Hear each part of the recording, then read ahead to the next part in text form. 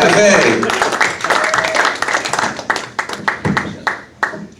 Thank you very much, Brian, and thank you all for your wonderful welcome.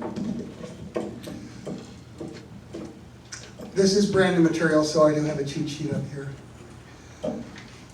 I'm going to go ahead and put you on the spot real quickly. How many of you men in the room have experimented with cross-dressing?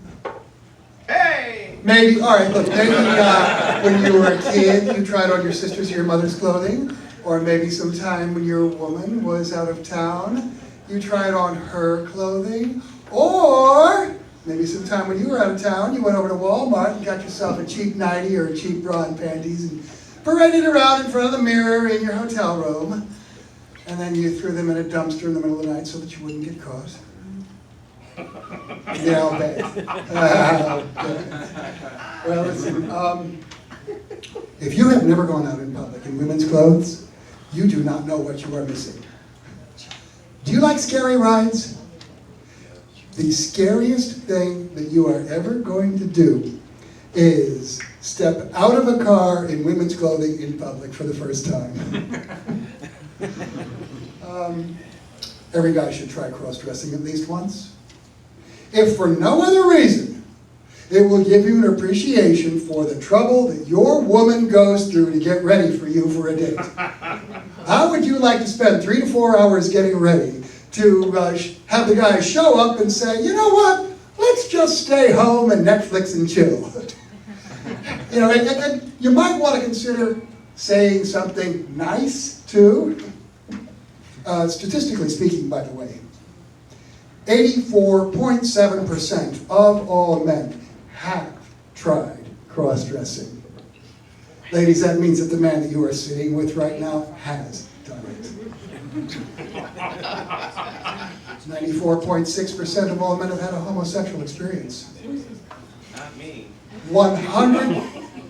I didn't think you did until you said that. He thinketh he protesteth a little too much. 100% of all statistics quoted by stand-up comedians are made up on the spot. So why am I the way that I am? Okay. I felt that I needed to change. So I decided to change into a girl. I had mommy issues. So I became a girl. In the interest of full disclosure, I have daddy issues as well. And uncle issues. My uncle was the first person to treat me like a real girl. He used to say, "You're so beautiful," and this is going to hurt a little. Okay, listen. I am pansexual, bigender, and try anything once. People say to me, why are you the way that you are? Why aren't you the way that I am? I mean, why would you confine yourself to one gender when there are so many other more fun ones?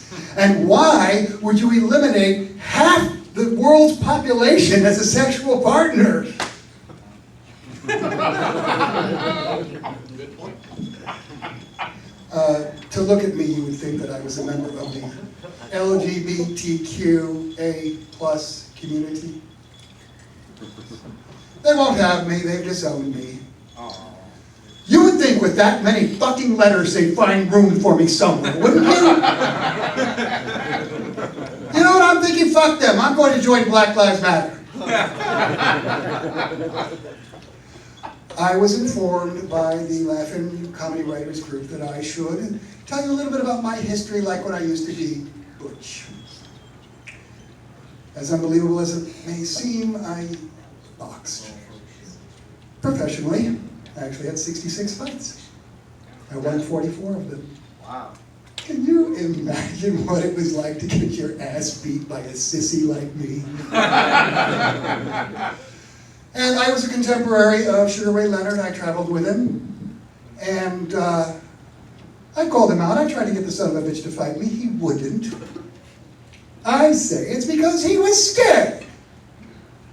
He says it's because I was a total nobody and there was no advantage to him.